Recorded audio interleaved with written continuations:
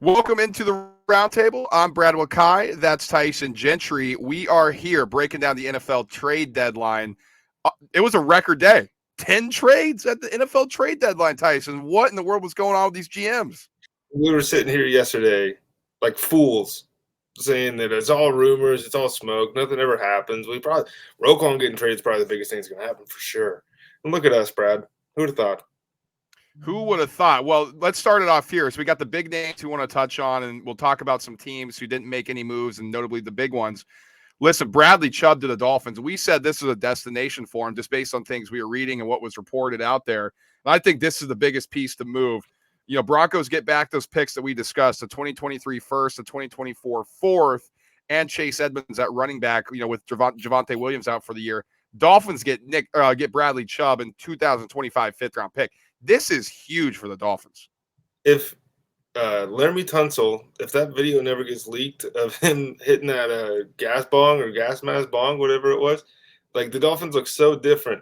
And to me, this is a validating thing for us and you especially as a leader to and on those first round picks. And they obviously had a forfeit one when they were tampering with Brady and Sean Payton, but those were break glass in case of emergency. We got to go get a quarterback. This is okay. We're rocking with Tua. Let's go out and let's get a guy that has all the tools to be a premier edge rusher in a position that we desperately need, the most important position in the NFL outside of quarterback at the moment. And they went out and they got, top, was he 6th pick in the draft? Something just crazy pedigree. He's missed 24 games so far, which isn't ideal, but, it's never a bad thing to go to bed on a team that doesn't have a shot to make the playoffs to a team that has a shot to make a ton of noise. 26 years old. Dolphins look to extend him, and they're going to pair him up with their other young edge rusher as well. They have pieces on this Dolphins team. I think this front office, much maligned in the past, is doing a great job now to surround and get talent into this organization. Really, really big pickup for the Dolphins. They look to continue to add arms in this race in the AFC. Absolutely love this trade for him. Would you rather have Trey Lance or Jalen Waddle, Tyreek Hill, and Bradley Chubb? I'm going to go with the latter there, Tyson. Me personally. We're not supposed to say that John Lynch sometimes makes bad moves. Or Kyle Shanahan. Can't criticize him either. Don't forget that. Don't forget that. Other kind of head scratcher, and this started the day off here. I mean, TJ Hawkinson, the starting tight end for the Lions, was dealt to the Vikings. Now, big reason, Irv Smith, he's done for about 8 to 10 weeks. The Vikings starting tight end with an ankle injury. Lions get back a 2023 second, a 2024 third-round pick. Vikings, in addition to TJ Hawkinson, get back a 2023 third and a 2024 conditional fourth-round pick here. Interdivision trades are always intriguing. How much different is the Lions fourth from the Vikings third going to be? I don't know. That was like going around on Twitter, and I was like, that's a good thought. That's just a ridiculous thing. And I don't have a Twitter, so I wish I would have been in there so I could have been piping in with these people. But I just like in division, a young guy. And I think whenever there are trades like this, you kind of have to stop for a second because everybody initially is like, TJ Hawkinson to the Vikings? Why would you do that? They get to see him every day. They get to see TJ Hawkinson day in and day out. So something must have been either the price was just way too good for them to pass up, which maybe that was the case. Doesn't really look like it on the surface. I mean, it's a decent haul, but when you factor in those the third and the fourth there on the other end of things, then it gets a little close. I think that this is one where I'm a little bit hesitant compared to everybody else because if it's a team that gets to see him every day, they're like, yeah, we'll play him twice a year. I don't care.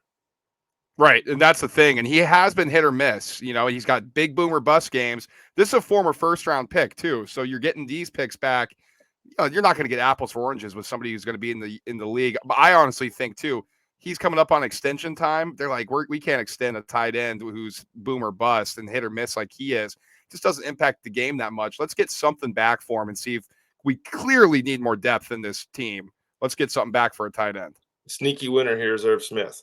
Being out for the year, his contract's up at the end of the season, and he's been dropping the ball left and right. And now that tape is going to disappear. Bears make a move for a wide receiver. They trade a second-round pick, their own second-round pick, not the one they acquired from the Ravens in the Roquan Smith deal yesterday. They get Chase Claypool, fell out of favor in Pittsburgh. Listen, I know people are shitting on the Bears. Second-round pick for Claypool. You can't have it both ways when it comes to the Bears. Bears have done a horrible job surrounding Justin Fields with talent around them. I can't believe they overpaid for the talent to surround with Justin Fields.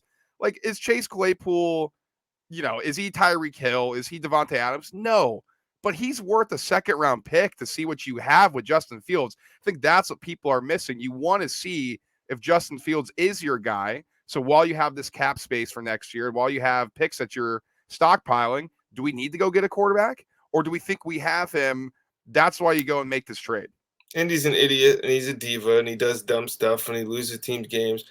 He's also 6'4" at 24 years old with rare intangibles, like rare things athletically. That I mean, I love Darnell Mooney. Darnell Mooney's 170 pounds. Darnell Mooney is not a true number one.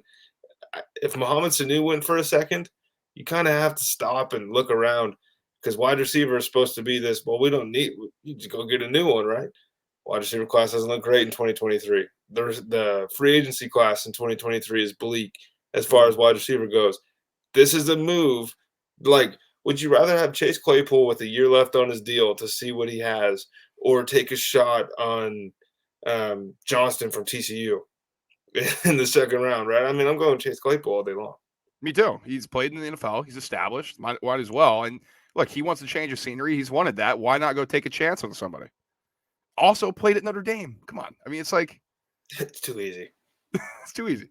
Now, here's another wide receiver. Interesting. Calvin Ridley suspended for gambling on NFL football games.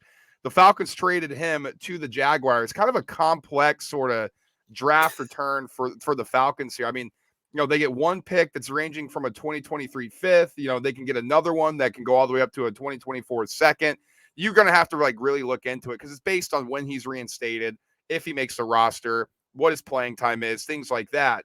But I don't know. It's just more so interesting that Calvin Ridley has been traded and somebody wants to take a shot on him. Dude's uber talented. I think the gambling kind of sink and wear off a bit. So it's not like he did, like a prison time or anything like that. Just you kind of put the integrity of the game in question. But the Jags, they just do things that make you scratch your head a lot. And if it works, it's going to be a huge boon because Calvin Ridley's still really good. And I know he's missed 2 years now, but that's the other part, man. I almost said when he comes back. It's an if. It's right. An indefinite suspension. They're going to reevaluate the thing. Now that he's been traded, I think there's a much higher likelihood that he is reinstated because we'd have one really angry owner at all the owners' meetings that might muck some things up for the NFL. But Calvin Ridley is a really good player. I'm just concerned with the fact that Trevor Lawrence still sucks. I guess that's the way I'm going to say that. Like he hasn't shown anything, and maybe he does improve, but I'm sick of waiting on it, man. And you go load up and load up and load up, and then pick at a spot where you're choosing between a 24-year-old, 25-year-old Hendon Hooker, who I love, Will Levis, like one of these guys, or just taking with T-Law. You're going to stick with T-Law. He's going to get to play out his whole rookie contract. He hasn't played in 2 years. Michael Thomas came back and looked fine. Different thing, obviously, with injury, but let's not discount the fact that Ridley was out before he was gambling because he was going through some things mentally, and he hasn't played in quite a while. Yeah, also been injured as well, so that's something to keep an eye on. Chugging along here, a couple running backs traded. Jeff Wilson Jr. traded by the 49ers to the Dolphins. Again, they traded Chase Edmonds in that Bradley Chubb deal. 49ers get back a 2023 fifth. Jeff Wilson Jr. is now reunited with Mike McDaniel, and Nyheim Hines was traded from the Colts to the Bills. I mean, the Bills, man, woof. They traded up, gave up a 2023 sixth-round conditional pick and their third-string running back on the depth chart, Zach Moss, to get Nyheim Hines. I think both sneaky good little pickups here for both teams. Jeff Wilson Jr., knowing the offense already, can come in and help Mostert, who, again, knew the offense, and that's why he was at the Dolphins. And then Nyheim Hines, just another pass-catching back for Josh Allen, and just another weapon for him. Yeah, I like the Jeff Wilson move quite a bit more, honestly, for Miami than I like the Nyheim Hines move for Buffalo. I think Jeff Wilson is we've seen him and Raheem Mostert. We can understand how that complementary role that he can play works, especially in that system. He's not going to have to go pick up a whole new playbook and figure it out. As far as the Nyheim Hines thing goes, it's the Spider-Man meme, but there's three of them. It's Devin Singletary, James Cook, and Nyheim Hines all pointing at each other, brother. Absolutely. They just load up on those kind of hybrid type of running backs up there. Now, here's interesting. Now, they didn't get traded. Now, Kareem Hunt, we thought there was speculation he could move. Brandon Cooks, he was a hot name out there. They're staying put in their respective teams. I honestly think if the Browns lose that game, Kareem Hunt is traded. And, Brandon Cooks, they were they were asking too much and nobody wanted to trade for an injury-prone wide receiver here. I just want to know your thoughts on this as they stay in their destinations currently.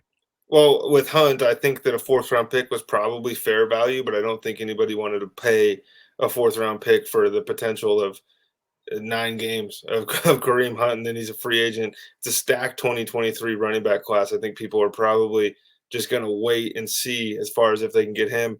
And then with Cooks, I mean, the Texans should have eaten that $15 million or whatever it was in order to get that draft pick back. Davis Mills isn't the guy. We know this. So it doesn't really matter as far as his development goes. They want to keep these veterans around the team and keep the team good.